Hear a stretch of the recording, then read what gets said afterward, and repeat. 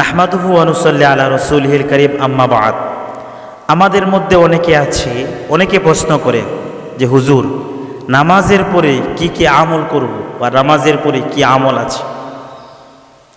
নামাজের পরে সবচাইতে কাছের আমল হলো আস্তাগফিরুল্লাহ। আস্তাগফিরুল্লাহাল্লাযী লা ইলাহা ইল্লা হুয়াল হাইয়ুল কাইয়্যুম ওয়া আতুবু ইলাইহি। এই আস্তাগফিরুল্লাহ এটা 3 বার পড়তে হবে।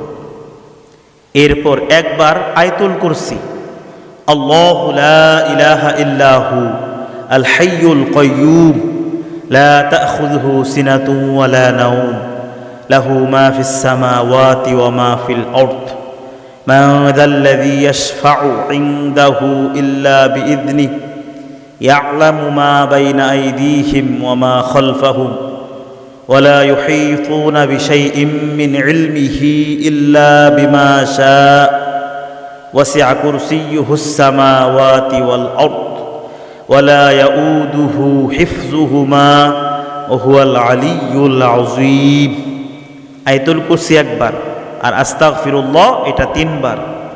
এরপর তাসবিহ ফাতিমি 33 বার সুবহানাল্লাহ, 33 বার আলহামদুলিল্লাহ, 34 বার আল্লাহু আকবার। এই তাসবিহগুলো আদায় করা।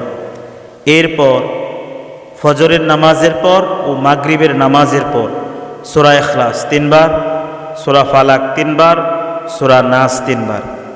মাগরিব ও ফজর নামাজ ছাড়া অন্যান্য নামাজের ক্ষেত্রে একবার করে সূরা ইখলাস একবার, সূরা ফালাক একবার, সূরা নাস একবার। এরপরে মাগরিবের নামাজে আরও একটি আমল, আর সেটি হলো আল্লাহুম্মা আজিরনা মিনান নার, আল্লাহুম্মা আজিরনা মিনান নার, আল্লাহুম্মা আজিরনা মিনান নার, আল্লাহুম্মা আজিরনা মিনান নার। এটা 7 বার পড়া লাগবে। এই গুরুত্বপূর্ণ আমলগুলো আমরা আদায় করার চেষ্টা করব। আমা তৌফিকি ইল্লা বিল্লাহ।